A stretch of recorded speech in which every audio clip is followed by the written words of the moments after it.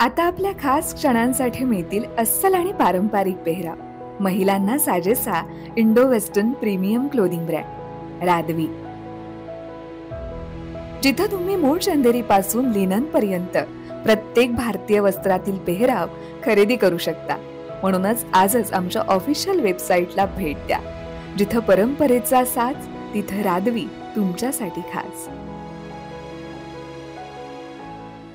नमस्कार, मी ऋतुजा। न्यूज अनकटच्या कृषी अपडेट्स मध्ये आपलं स्वागत। पाहूयात कृषी क्षेत्रातील महत्त्वाच्या घडामोडी।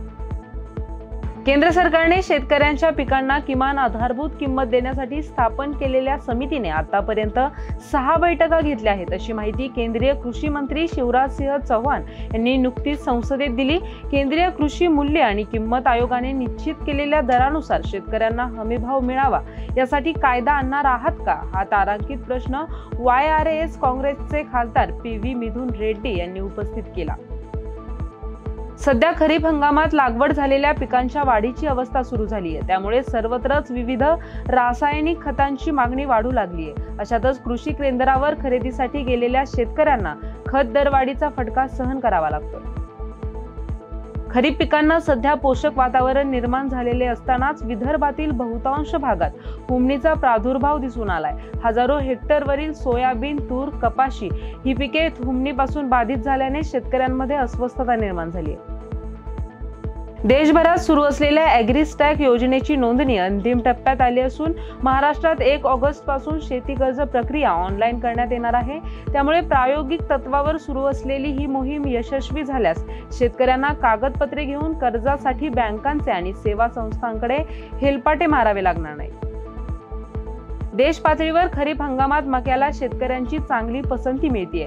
कृषी विभागाकडील आकडेवारीनुसार 71 लाख हेक्टरवर मक्याची पेरणी झाली आहे। गेल्या वर्षी याच कालावधीत झालेल्या पेरणीपेक्षा यंदा 15% जास्त क्षेत्रावर पेरा झालाय।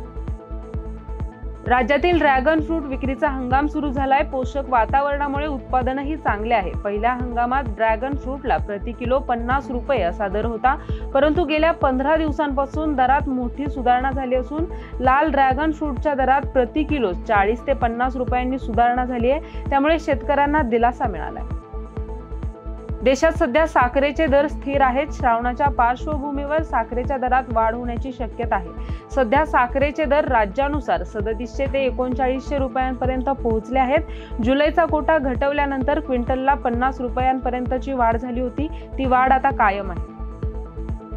राज्यातील शेतकऱ्यांना कृत्रिम बुद्धिमत्तेसह नव्या तंत्रज्ञानाचा वापर व्हावा यासाठी आमचे प्रयत्न सुरू आहेत। राज्यातील सहकारी संस्था चांगल्या पद्धतीने चालल्या पाहिजेत अशी सरकारची भूमिका आहे, असे मत उपमुख्यमंत्री अजित पवार यांनी व्यक्त केलंय। तसेच राहुरी कारखान्यालाही मदत करण्याचं आश्वासन यावेळी दिलंय।